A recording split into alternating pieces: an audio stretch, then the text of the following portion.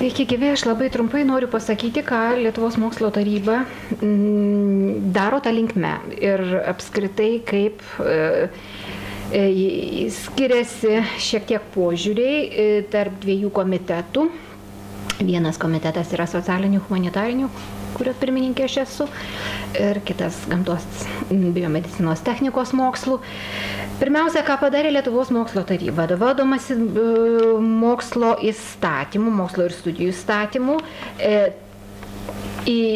ir be atskiro kažkokio iškilmingo dokumento ar vadinamojo politikos pozicijos nustatymo ar ko, jinai tiesiog įtraukė į atskirus programų aprašus, tokius kaip Lietuvos mokslo tarybos mokslininkų grupių projektų finansavimo tvarkos aprašus, ir tuo pačiu iš tenai buvo perkelta į sutartis, kurios sudaro mūsų projektų vykdytojais, tam tikras atvirosios prieigos nuostatas, kaip antai būtinybę atverti duomenis ir rezultatus tų projektų, kurie buvo finansuoti iš tarybos, bet tik tai po 3 metų. Mes iš pat pradžių nenorėjom iš karto atverti, bet pamatėm, kad vėlgi techninės problemos šito neleidžia padaryti. Ir techninės, ir žmonės dar šiek tiek nespėja patys apdoroti ir išnaudoti tų duomenų taip, kaip jie buvo planavę iš pat pradžių.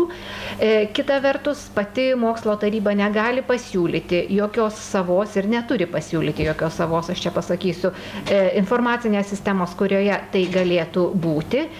Mes tiesiog įpareigojame institucijas, o kaip tos institucijos toliau bursis ir kaip pateiks, tai jau yra kitas dalykas.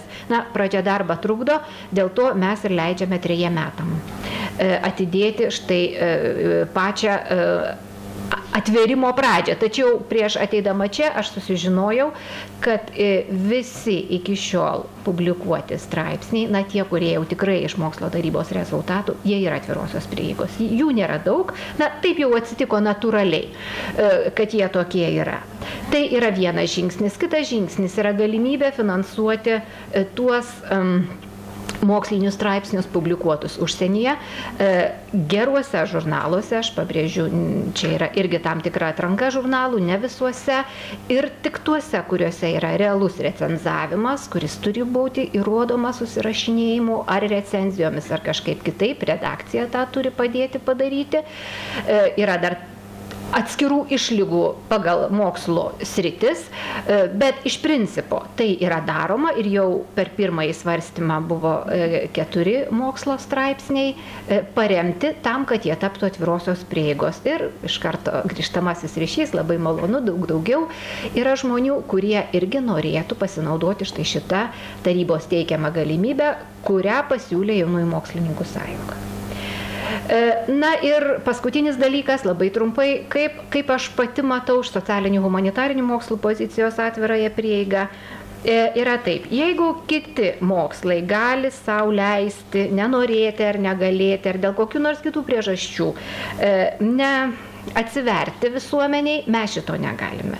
Todėl, kad ir socialiniai, ir humanitariniai, jie yra iš visuomenės, jie atliepia visuomenės poreikius, ir jeigu jau mes nebūsime atvirosios prieigos, tai kas tada daugiau? Tai tiek.